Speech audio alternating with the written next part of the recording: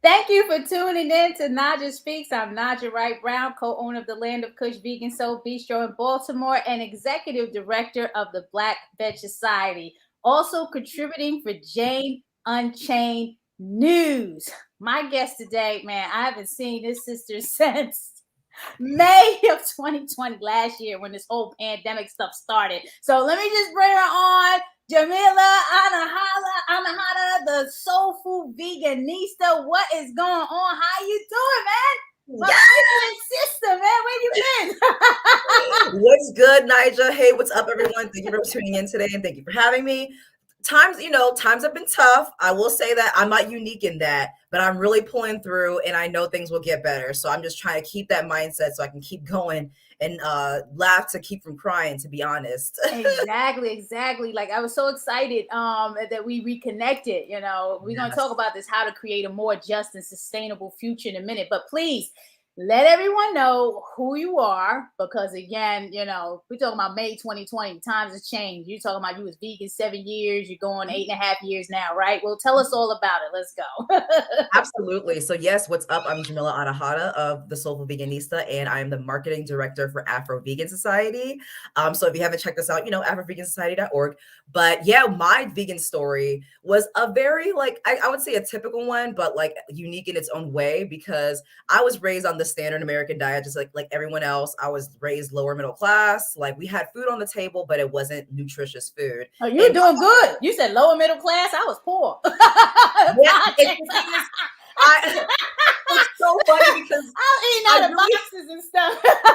I really should just say no poor. Frills. But I just never, I wasn't raised in poverty. So when I say, I like to distinct that, because I don't want to diminish other people's experiences. Right. So I say you're like my husband. I call him middle class, Oh, middle class. Oh, excuse me, because I was definitely, you would say poor, you know what I mean? But ramen noodles were available. So I had food on the table. We didn't have to go be on food stamps and things like that. And we, our lights were on, you know what I mean? We did the food stamp thing. Yeah, we did yeah. So, but yeah, so I went vegan about 8.5 years ago. It started after doing a bunch of diet culture type things, just like a lot of people. I'm a foodie. I have a binge eating problem, just like a lot of people in the US. And that made me always want to be on little diets like keto or paleo. Basically, keto and paleo is the same thing. But I would always be on these little diets that I knew made me feel horrible. And I would lose weight, but I would go back to binge eating. And then I would go into this cycle where I was just spiraling. And I was an emotional eater too. I am an emotional eater. So, I had to really check myself. And I was in my early 20s. I was 21 in college. And I was like, ew, I don't feel good. All these diets suck. My skin doesn't feel good. My digestion feels horrible. What can I do? And me and my ex at the time, my boyfriend at the time, we decided to go on a health kick, which I did often through high school and early college, for diet culture reasons. And this one stuck. I was like, okay, what is making me feel upset? Because even if I ate healthy, the flesh I was eating, the secretions I was eating still made me feel like crap. I might have been losing weight, but I still felt like crap. So I did my research. I was like, what is going on? What am I eating that makes me feel terrible? Of course, junk food, fast food, that was the thing. But it recommended, my Google research basically recommended that I stopped eating meat. I stopped eating any type when it comes to sea life, when it comes to land animals, cows, pigs, chickens. They were basically saying look, sis, you need to cut it out. So I decided to do just that. And it wasn't a very slow process. It was probably within the 3 weeks or a month. I watched Earthlings probably a week or two after I decided to transition. And that really stuck with me. Why Earthlings? Why? First of all, shout out to Dr. Google, because I know it helped me when I was searching for lowering my cholesterol. Why Earthlings? I think it's because that was the only movie that popped up when it came to veganism, because I didn't really know much about veganism. I had vegetarian and slight vegan friends because I was raised with a lot of Seventh-day Adventists. Right. The oldest vegetarian group, right? Exactly. Vegetarian. Yes. I was always around people who were just not from the US. Luckily, I was raised in that environment. So I was exposed to things like that. So yeah, it was the only thing that popped up that was available. I was like, what happens in animal agriculture, something. And that was the movie that popped up that was for free. So I clicked on it. Keyword for free. Exactly, because I didn't have Netflix at the time or whatever. So Right. yeah, so I decided to watch it, and I'm not a very squeamish person. I like horror movies and gore. Unfortunately, that's just how Yes. I am. Me So it too. didn't make me physically sick, but mentally I was like, oh my God, how can I support this industry? How can I eat those things knowing that like it comes from an animal, that it comes from, they wanted to live, all those types of things. So that really stuck with me. I was already transitioning to being vegan, but that documentary really stuck with me. And then I picked up Sister Vegan by Dr. Breeze Harper. Woo! Exactly, because I looked up not only like the animal aspect of it, I looked up basically like the Black people perspective. I wanted to hear a Black perspective on veganism because that was not very like popular at the time. And a So, yep, sister at that, yep, exactly. I wanted a sister. I wanted somebody who was really down, with the brown. So once I read that book, I was extra hooked, and that's what really got me hip to food access and food justice type stuff. So yeah, that's pretty much my journey. Like it was just learning along the way, and it just spiraled into other things that brought me to where I am now. Well, I know we connected sometime in 2015 because I remember us being on Morgan State University handing out flyers and things like Yes. that, doing that advocacy. So I have had the pleasure of watching the Soulful Veganista Oh my God. do her thing, and definitely has evolved. What does your daily meal plan look like right now, today, after going through this journey Mhm. 8.5 years? First of all, I appreciate you. Second of all, now I'm really into I hate saying fitness because I can't tell if that's like a social justice term, but I'm really into you never know these days, but I'm really into exercise. I'm really into plant-based eating. Of course I'm vegan AF, but I'm really into eating plant-based. I'm Yes. really into meditation, blah, blah, blah. So I'm really into lifestyle. As people who have followed me personally would probably know, I'm really into lifestyle. So my meal plan looks like I wake up in the morning. I wake up a little like 10:30 or so, and I'm around 1. I don't necessarily do intermittent fasting, but in a way, it kind of looks like it. But at 1, I usually eat like oatmeal with some protein powder, vanilla protein powder, blueberries, and a little bit of ethical chocolate chips because I need to have chocolate in my life. Yeah, Like, it's just that time, like, I just gotta have some exactly. chocolate. Yep.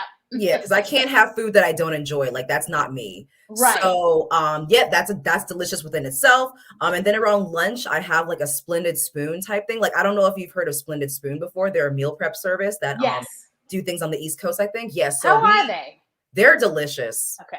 They're very delicious. I think you'd like them. Okay. It's seasoned well, of course it's all plant-based, so you can add a little salt, but I try not to add too much sodium to my food. So I just be adding a little bit of extra seasonings because I'm Black, and I eat that and it's very healthy. And yeah, it's always like vegetably, blah, blah, blah. So I eat that for lunch, and usually around like supper, you know what I mean, pre-dinner, I'll have like a snack, like maybe a little baby protein shake with a Lara bar, or maybe like a smoothie that I made that I put protein powder in. And then for dinner, it's usually like a fair game. It's usually whatever we feel like it. Last night, me and my boo made chicken of the woods. Have you heard of chicken of the woods? The mushroom? No, Yes, no. sis. Let me tell you, I I'm just on a had mushroom. the shroom bacon. I just tried that, and that was really Ooh, good. So there's a company called Meet the Mushroom. Gave us some samples of the bacon. I think they have it at Golden West now over in Hampton. And I tried it for the first time. I'm like, wow, this is really good.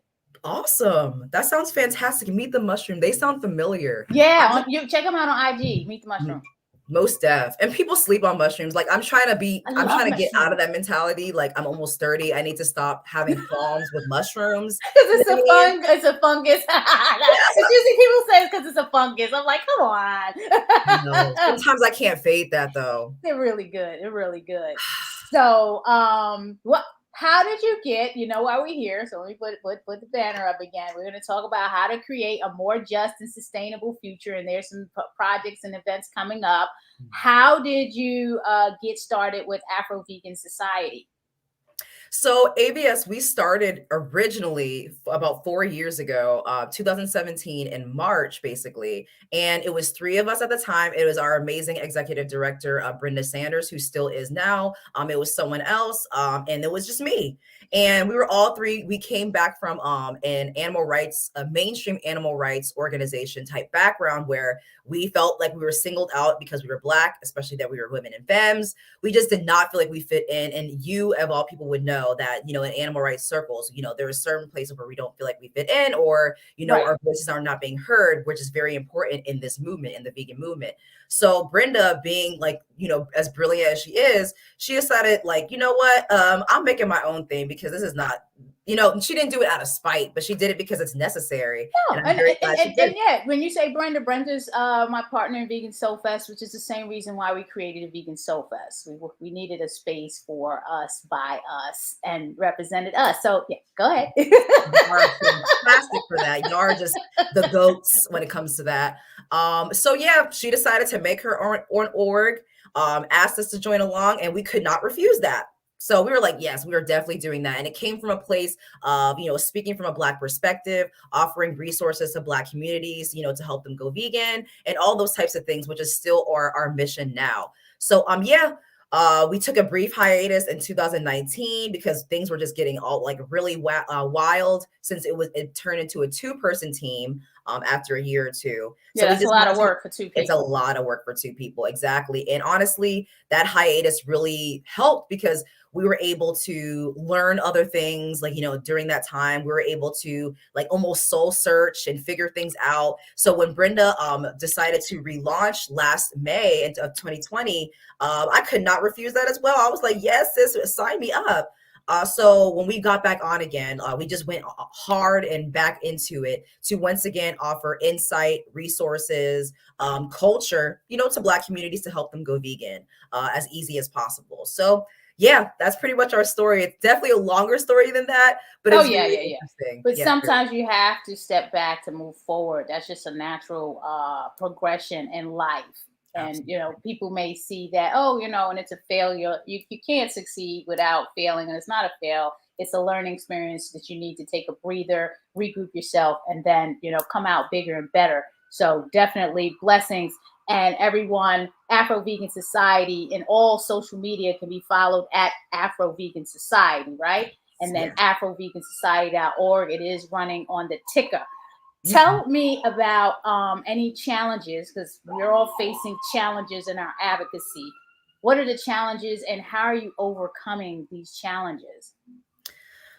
I would And say this the could be number. you personally, this could be with the organization, however you want to describe it. Definitely. And I think that the challenge with advocacy, it's both, it resonates with me both personally and as a part of the AVS team, because really a lot of our issue, I would say, it's just the fact that people have such a stigma towards Black people in any community because, a lot of things are white male dominated.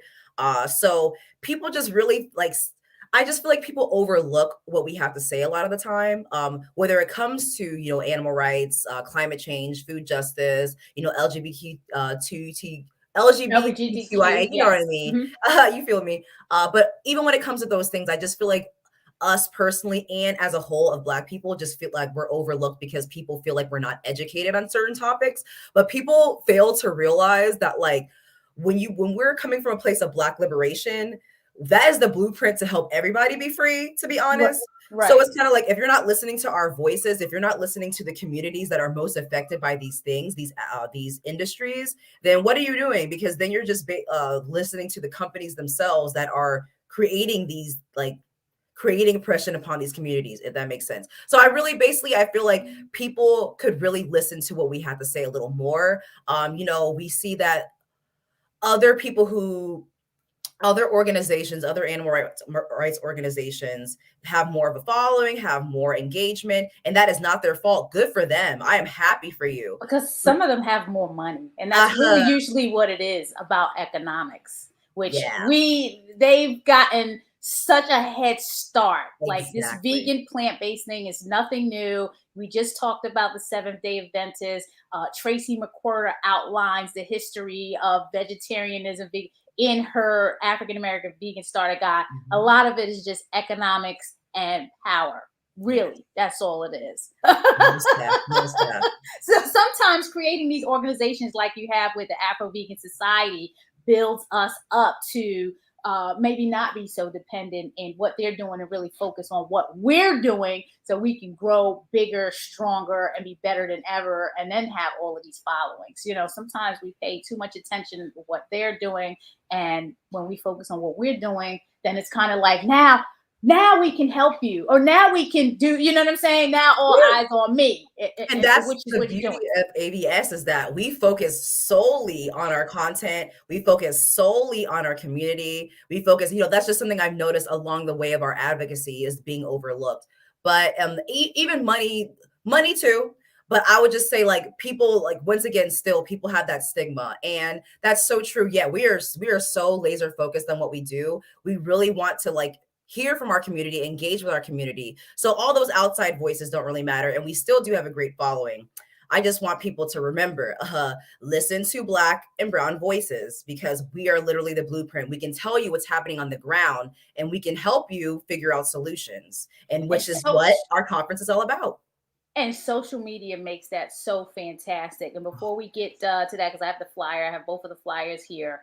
Mhm. How have things been since the pandemic, and how are you all navigating?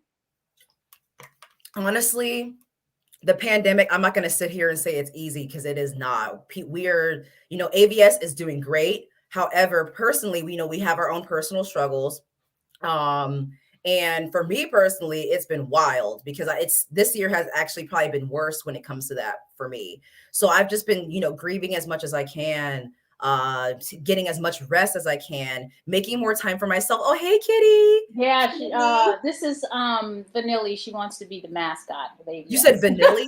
Vanilli, yes. Oh my God, do you say She's a, vanilla now? it's a Vanilli. Well, I have a cat named Philly, which is a tabby. She's Vanilli. She looks like a vanilla extract, but she's a tortoise cat.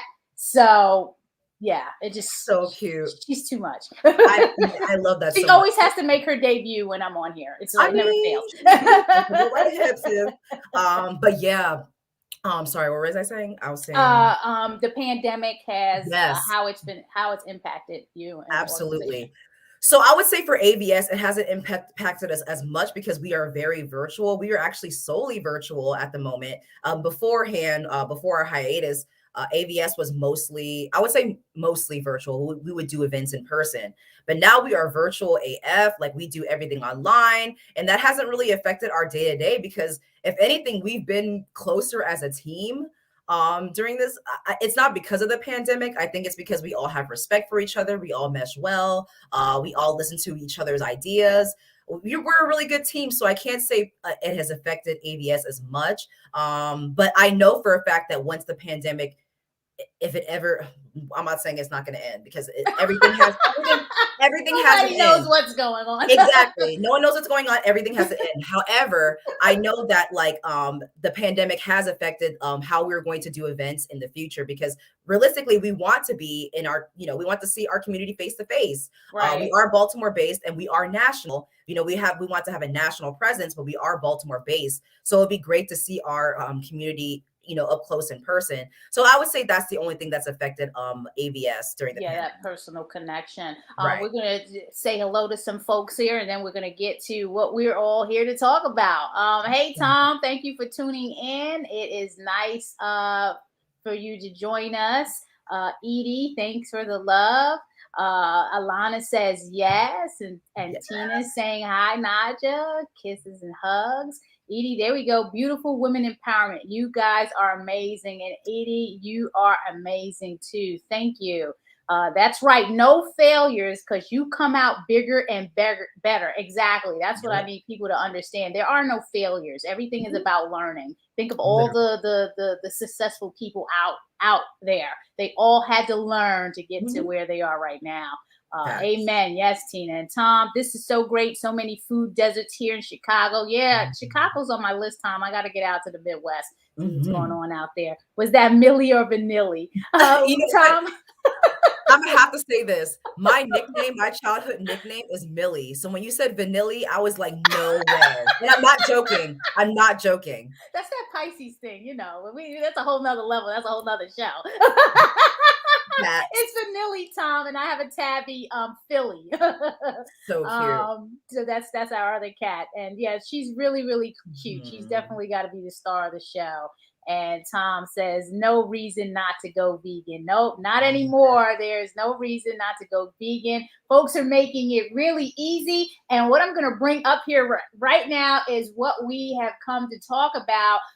We have the National Afro-Vegan Virtual Conference Summit in 2021, and this is the second one because you had your one last year, and the focus is creating a more just and sustainable future. It's coming up Saturday, November 13th from 12 to 5, and you can register today at AfroVeganSociety.org. Jamila, tell us all about this. What is going to be going on? Yes. So, y'all, we're going to be having panels. We're going to have cooking demos, education sessions, basically the same setup as our last conference. Last year, we had our first National Afro-Vegan Virtual Conference. This year is going to be a summit. So it's going to be a little bit on the shorter side, even though it's going to be similar as the 5-hour mark. Well, how was it last year? How did it go for folks that, you know, just being introduced to this and don't know? Honestly, last year was popping. Like, you know, we just picked things back up for AVS last May, and then our conference was in July. So it was really bold for us to just come back up, you know, be resurrected, and then have a whole conference 2 months later. But it was very successful. Many people showed up. We had thousands and thousands of registrants. And once again, NAVCon is always free. And NAVCon is also for everybody. It's not just for Black vegans. It is for people who are veg curious, vegetarians, veg uncurious, you know, brown, Asian, whatever your background is, your lifestyle is, you are welcome to NAVCon. But yeah, it was very successful last year. I also think that the Black Lives Matter protest type stuff really helped pick things up, and it made people want to like be a little bit more interested in Black voices. I'm gonna put this up right now too while you're talking about it. Please do. So yeah, just like what it says here, I might just read it off of this straight up. So when people are seeing it, it says, join us for cooking demos and to learn how to create more flavorful and nutritious, how to do plant-based dishes from the most talented Black vegan chefs. So that's something that we like to do a lot. We are, once again, foodies. So we always like to have great cooking demos on our events, especially for our conferences. So we're going to have awesome cooking demos. I would wish I could spit our lineup right now. We are, because you know that was going to be my next question. How exactly. did you know? What can what can we expect this year? I'm just gonna have to spit only a few, but we are very That's excited. fine. I'm gonna save it for the next question. Here. Yeah, I'm gonna save it for the next question. But yeah, we're very excited for what's to come. But yeah, this conference, thousands of people came last year. We know that thousands of people are going to be here this year. And we're just excited to engage with our audience through a live event with awesome medical professionals, content creators, influencers, and the like. So yep, really excited. Tom says he's a Pisces too. No way. March or February, Tom? I'm February. Because that matters. I'm March, yo. March all the way. Tina says easy breezy to go vegan. You've got help here on Jana Chain. 8:30 p.m. UK time, 12:30 USA. Is super easy and fun. Yes, shout out to Jana Chain. And yes, we love cooking shows. That's what it's all about. People who want to know how to cook for all of those cooks and foodies at home. Tom, you are 5 days after me. The 23rd, you're the 28th. So we got Jamila outnumbered. How dare y'all? How to create a more just and sustainable future. So let's just look at that again, because we want to make sure that whoever is watching, that you're registering right now. So you don't have to wait for the show to come off. Just flip it up. Go to AfroVeganSociety.org, register today so you don't forget, and then you can get the emails about the upcoming event on Saturday, November 13th from 12 to 5. So register today, AfroVeganSociety.org. Can't wait. Looking forward to it. What are some tips for viewers on how to start or sustain your vegan lifestyle besides attending, or in addition to attending, the National Vegan Afro-Vegan Conference? What are some tips that you have, Jamila? My number one tip for everybody is to do your own research, because a lot of the time we know a lot of people, let's be real, a lot of people go vegan because they want to, lose some weight. Like, let's be real. A lot of people think that veganism is a diet, and No, to it's for take the animals, remember? Like exactly, exactly. So a lot of people really do go vegan at first to lose weight, and that's kind of where my origin was. So I can't blame nobody. But when you see that you probably won't lose weight or that you don't have the result you want, a lot of people recede. A lot of people just go back to it, and it's because they think of it as a diet rather than what it really is. It is right, lifestyle. So right. I say, people, as soon as you feel like going vegan, or you're interested in it, or you have those thoughts that pop up in your mind, or you feel inspired, Google it. Dr. Google will tell you everything. Right. Because, like, I understand they're a corporation. I probably shouldn't even be like advertising them, but still, at the same time, if you Yahoo something, you're gonna find like information that will resonate with you, and that could be good or bad. Maybe you'll find information that makes you not want to be vegan. Look, that sucks, but we can't tell you what to do. But a lot of the time, when you research why one should be vegan, or you research the detriments of dairy, animal products, all those types of things, you will realize, yeah, I can't do this no more. Whether that will be animal rights for you, whether that will be food access for you, whether that will be climate change type things for you, do your research, because that'll help you figure out why I should stay on this lifestyle for life. And once you do that, plan accordingly. Eat, save all the food, eat all the food you have in your fridge, because we know food is expensive and you're not just trying to throw it out, or give it to your local, food pantry, your any friends or family that may be nearby, and then plan accordingly. Figure out what foods you like, try them out. Please, if accessible to you or affordable, whatever, try your hand at cooking. Experiment. You might like it. So yeah, once again, it really all comes back to research, because if you figure out even if the food is nasty, you know what I mean, you might still want to be vegan because of what you looked up earlier. Exactly. And Tom adds that, reasons being weight, animals, and the environment. Mhm. And, Tina said, yeah, you got to move your body as well. So don't Yes. expect just to eat a lot of vegan. And you mentioned earlier about whole food, plant based. Mhm. You can be vegan and eat a lot of vegan processed food and not lose the weight. So it's really important to research that. I'm actually taking Dr. T. Campbell's course on plant based nutrition, Oh my and God. I am learning a lot. I was just so enlightened by all the information that I've been learning. And whole food, plant based, yeah, do your vegan thing, some vegan junk food once in a while, but the goal to health is the whole food, plant based lifestyle. Oh my Trust God, me. Naija, I have to say this really quick. The fact that you said the tea talk, okay, I wanted to take that course, and I looked it up a week ago. Amazing. You need to take it. I'm in my last 2 weeks. Trust me. It's Amazing. just, yeah, Yeah, me and you were it's just really good so stuff. weird. Really good stuff. Yeah, Awesome. Tom, or they can fly to Baltimore and go to Land of Kush. So folks, you can go Oh, to landofkush.com, check us out. We have the junk food and the good food. So something for everyone. very true. Jamila, if you weren't doing this work, what would you be doing? Oh, I would probably, I love social justice, anything. So if it wasn't veganism, it'd be something else. I would probably do something like environmental, like, if I had nothing to do with social justice, which is impossible for me, maybe makeup. I Um, can see that. I yeah. still got to connect with you on the makeup thing too. Oh, I most can see definitely. that. Yeah, yeah, yeah. I I got don't do a you. lot of it. It's just like if I'm on the screen or whatever, or if I go out. But I really, want to connect with somebody who's really good with that. Right. Since you left me, you left me with the readings. Jamila used to do my readings, and now she doesn't do Oh, it I'm anymore. actually gonna be coming back to that. I just found out, not Yeah. found out, but I'm gonna be slowly getting back to that. So hit me up soon. My birthday's coming up, so I'm up there. I'm cool with Lloyd. Lloyd does his thing with the astronumerology. I don't know if you connected with him, but I definitely want to get my reading. Lloyd Strayhorn, Numbers of You, like he's the I'm gonna best. hit I you just about had him that. on. I had him on a week or so ago. He's like awesome. You Nice. need to connect with him. I do. How can people best follow you, Jamila, and Afro-Vegan Society? I mean, it's doing scrolling down here all the time. So Afro-Vegan Society on social Mhm. media, and then you can go to the website at afrovegansociety.org. How can they connect with you? And I will put the flyer up again so people don't forget to register.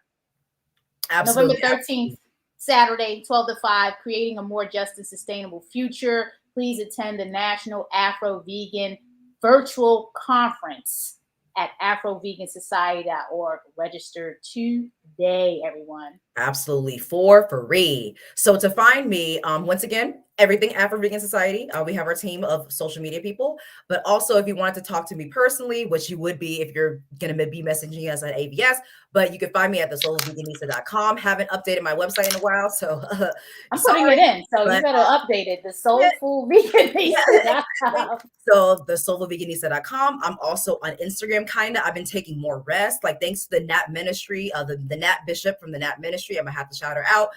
She helped me really relearn what I think about rest. So I've been resting a lot more from social media, but you can still find me on Instagram and Facebook as the Soulful Veganista as well. Okay, I'm saying follow Jamila. Yes. Oh, and on YouTube. You know, I haven't done a YouTube video in a couple months, but I know I'm going to get back to it again. I'm busy with work and I love what I do at AVS. So I put a lot of energy into it. Okay, But yeah, hit me up there, y'all. I gotta make sure the cat is not letting me type because she's just trying to. Okay, at the Soulful Veganista, and then we have the website. So I'll just share that right now. So there we got it. We got it right. Follow Jamila. Yes. At the Soulful Veganista. And then I might have misspelled your name. It's okay, but yeah, as long as y'all know that there's no I in between. There's no I. Okay. No C. At the Soulful Veganista and then the soulfulveganista.com. That's me. Awesome. That's all I have for everyone today. Is there anything else that you want to say, Jamila, before we leave? Nope. Just once again, sign up for NAVCon ASAP at AfroVeganSociety.org/event. It is for free and it is for everybody. So we'll see you there. For everyone. And I just want to shout out before we leave all our sponsors of a Black Veg and for Naijha Speaks. Thank you, Veg Fund, A Welfare World, ETC Impact, Mercy for Animals and the People's Fund, NutritionFacts.org, Women Funders and Animal Rights, Stray Dog Institute, Default Veg, and collectively, without your support and even individual supporters like the viewers and all of you out there and those watching the replay, we appreciate your support. Without you, none of this would be possible. So thank you for tuning in again. Thank you, Jamila. I know you have a busy day, so I appreciate you coming on, talking about your journey and the events at Afro-Vegan Society, sending blessings your way. And stay well and be blessed, everyone. All right. Have a good day.